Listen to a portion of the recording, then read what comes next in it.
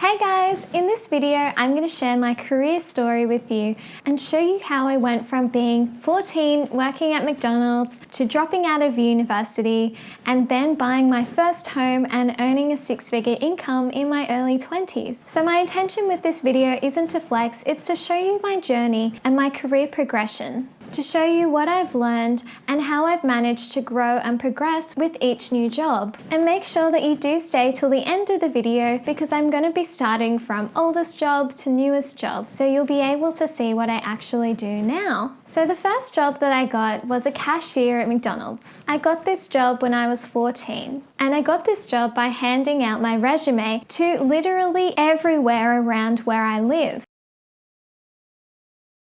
It was the only place which called me back and gave me a shot. My dad would give me an allowance of $20 per week, but at the time I really did hate taking money from my dad because he's the most frugal person I know, and spending money is actually really difficult for him. So I always really hated asking my dad for money, so that's why I wanted to go out and get my own job so then I could make my own money. A funny story which happened to me while I was working at McDonald's is I was working as a cashier, so most of the time I would just be serving customers or making drinks. However, sometimes when it wasn't so busy, I would also have to make the fries, and they would be dipped in this really hot oil. And at the time I was just 14 years old and I was pretty weak, so whenever I would have to take the fry basket out, I would kind of struggle a little bit. And this one time I actually burned my arm and it became really disgusting and gross after a couple of weeks. Now it's actually turned into a bit of a scar. So that's my funny story from working at McDonald's. Do you have any funny stories about working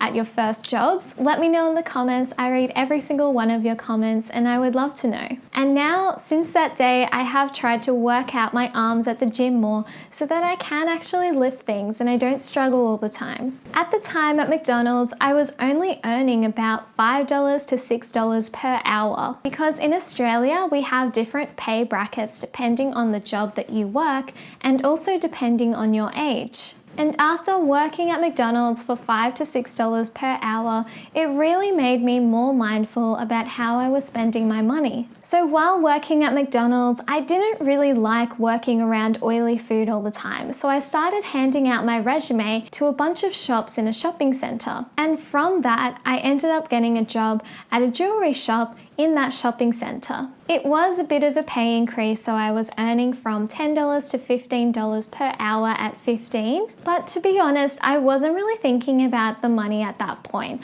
I just really wanted to get out of working near oily food all the time. This was one of my favorite jobs at the time because we had a really great team of people and I met one of my friends who I'm still friends with today. In this job, I learned how to provide really good customer service and listen to direction from my managers. The jewelry store started to struggle a bit, so they ended up letting go of all of their casual employees, including me. So I started applying online for some retail jobs and I ended up getting a job in one of Australia's biggest department stores. I was 17 at the time and I was working in the bedding and homeware section of this department store. I learned how to deal with pressure and stress, especially during Christmas time, and also how to serve and deal with difficult customers. Also do remember this one customer I had. So do you know when you buy clothes from a department store and it's pretty easy to return it so long as you do have your receipt with you? Well, this customer really wanted to take advantage of that.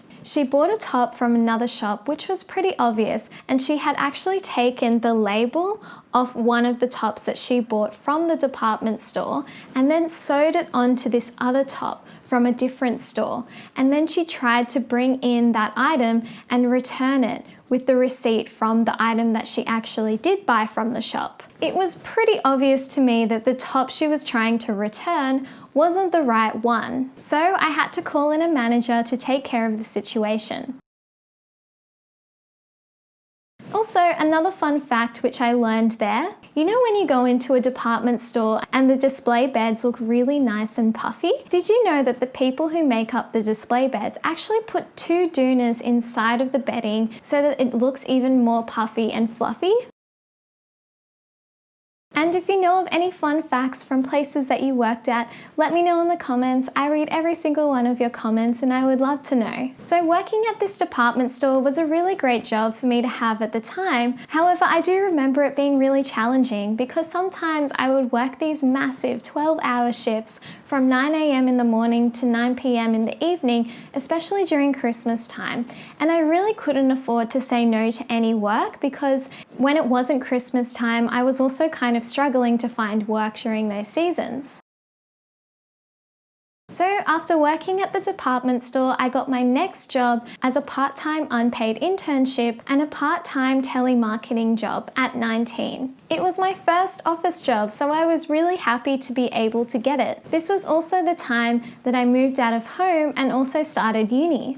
And I remember feeling so grateful that I could just sit in an office rather than being on my feet all day in retail. In my unpaid internship, I was mainly writing blogs, and then in my part-time telemarketing sales role, I was pretty much just making sales phone calls in order to make ends meet. From the telemarketing job, I was earning $400 per week. I remember this time being particularly challenging for me because I had 2 part-time jobs and I was also doing full-time uni. So I would end up finishing my days at around 9 p.m. and any spare minute that I had, I would have to study. And I also had all of this pressure financially because I was only earning $400 a week. So after doing this for a while, I decided to drop out of uni altogether.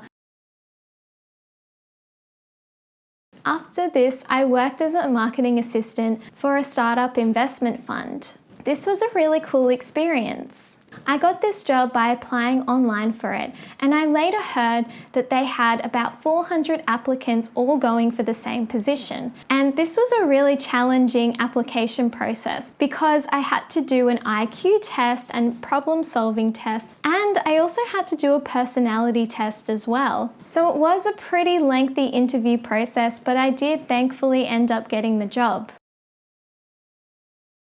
Part of my job was to help organize the events for investors and help organize when these startups would come in and do their pitches to us. I saw heaps of startup pitches during this time. Some of them were great and some of them weren't so great.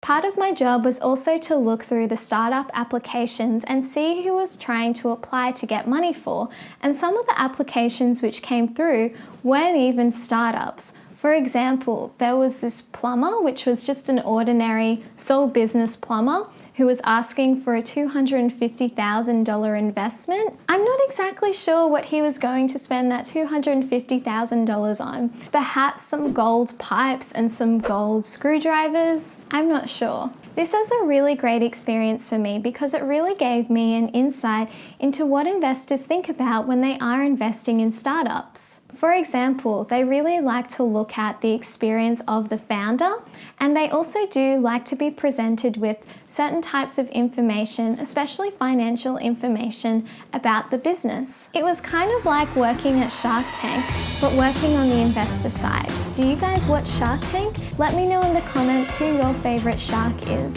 After the job working as an assistant for the startup investment fund, I ended up getting a job as a marketing specialist for a software company by applying online. Here I learned a lot of valuable skills, including email marketing, marketing automation, and just how to work in a global SaaS company. Then I started working at a web development company and a marketing agency. I got this job because my friend knew the founder who was looking for someone to help with his marketing. I really enjoyed this job because I was really able to develop and progress my skills in marketing. And I was also able to grow a lot more confident in my skills and abilities. After working here for a while, I was able to grow the team from just a 3-person business to a 30-person business, and I was promoted to a marketing manager. I went from an assistant who was just able to do basic email marketing campaigns and write some blogs to being someone who was actually able to manage and lead a marketing team. And I learned heaps more about Facebook ads, Instagram ads, and Google ads. I also learned how to build websites and develop complex marketing funnels. In this job, I learned so many valuable things, but one of the best experiences I learned what kind of manager and person I wanted to be in the workplace. And I realized that I wanted to be someone who really helps people develop their skills and really helps people believe in themselves. Then I moved on into a role as a digital marketing manager for a leading youth publisher. I got this job by applying for it on LinkedIn. This was a really cool role because I've never worked in media or publishing before. There I started by managing all of the Facebook and Instagram ads and making sure that everything hit their benchmarks. Here I really learned how to manage pressure and how to manage my time effectively. I was then promoted to the audience growth manager of this publishing company. This experience taught me a lot of things about what kind of articles and videos worked well and which ones didn't work well and why. I also learned a lot of insights about how Australians think and what they actually believe in. And even though a lot of the topics that I do cover on this YouTube channel are completely different to the topics that this publishing house covers, I have applied some of those same learnings to this YouTube channel as well. For example, I always do ask you, the audience, what kind of content you want to see.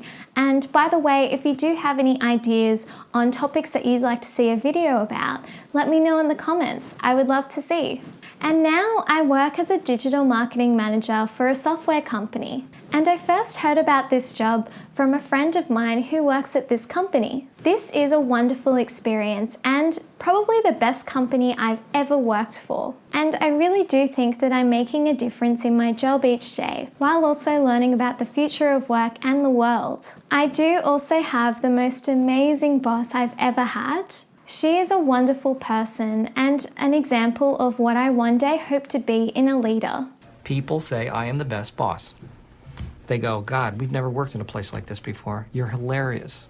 And now, looking back at all of the jobs that I've had along the years, all of them were really important and have gotten me to this amazing job which I have today. I couldn't have the amazing job which I have now if I didn't have that previous experience in marketing and working at that publishing house, or even the previous marketing jobs, including the unpaid internship. I couldn't have had my first paid marketing job if I didn't have that experience as an unpaid intern. And I couldn't have had that job in the jewelry shop if I didn't have that experience working at McDonald's. I think that your career is kind of like a tree. As you get more experience and more jobs on your resume, the jobs that you can apply for and the possibilities of where your career can take you expands.